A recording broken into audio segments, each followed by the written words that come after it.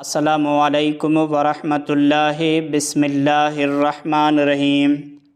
محترم ناظرین گرامی، مجھ سے شادی کرنا جائز نہیں، ایک سبق آموز اور دلچسپ واقعہ سنیں اور اپنے ایمان کو تازگی فراہم کریں۔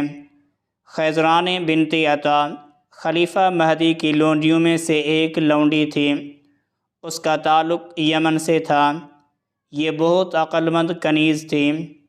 فقہی مسائل کے استنباط میں اسے دسترس حاصل تھی، کیونکہ امام اوزاعی رحمۃ اللہ علیہ سے اس نے فقہ کا علم حاصل کر رکھا تھا۔ اس کی ذہانت و فطانت کو دیکھ کر خلیفہ مہدی نے اسے آزاد کر کے اپنی زوجیت میں شامل کرنا چاہا، مگر خیزران نے اسے کہا، آپ مجھ سے شادی نہ ہی کریں تو بہتر ہے، کیونکہ آپ کے لیے مجھ سے شادی کرنا جائز نہیں۔ خلیفے کو اس کے جواب پر بڑا تعجب ہوا۔ ایک حاکم وقت ایک لونڈی کو پیغام نکاح دے اور وہ اس پر چوں چرا سے کام لے۔ خلیفہ مہدی نے خیزران سے پوچھا، آخر تم میری بیوی کیوں نہیں بن سکتی، جبکہ تم پہلے سے ہی میری لونڈی ہو؟ خیزران نے جواب دیا، آپ کے لیے مجھے کسی کے سوکن بننا جائز نہیں۔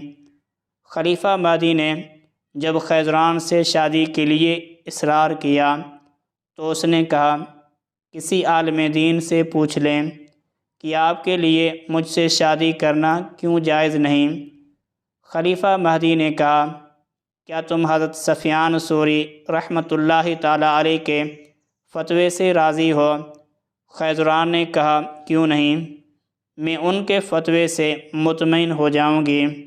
خلیفہ مہدی نے حضرت امام سفیان ثوری رحمۃ اللہ علیہ سے اس سلسلے میں گفتگو کی اور انہیں بتایا، آخر میرے لیے اپنی ایک لونڈی کو اپنی ازواج کی فہرست میں شامل کرنا کیوں جائز نہیں، جبکہ خدا اللہ کا ارشاد گرامی ہے، عورتوں میں جو بھی تمہیں اچھی لگیں تم ان سے شادی کر لو، 2 3 3 4 4 سے۔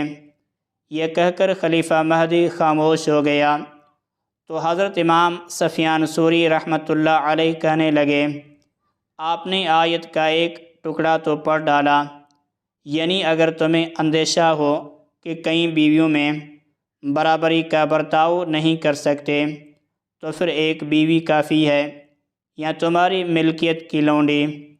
حضرت امام سفیان ثوری رحمۃ اللہ علیہ نے خلیفے کو سمجھا دیا کہ آپ خیزران کو اپنی بیوی بنا کر اس کے ساتھ انصاف نہیں کر سکتے، اس لیے اس کو بحیثیت لونڈی رکھنا ہی بہتر ہے۔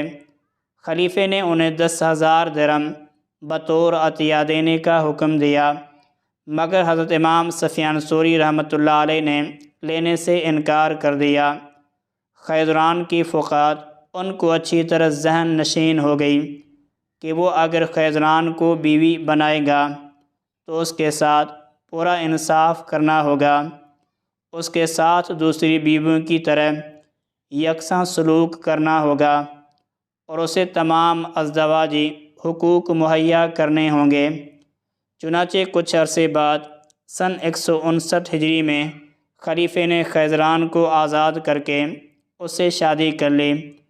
اس کے بطن سے 2 لڑکے پیدا ہوئے، ایک ہادی اور دوسرا ہارون رشید۔ مہدی کی وفات کے بعد خلیفہ ہادی بنا اور ہادی کے بعد ہارون رشید۔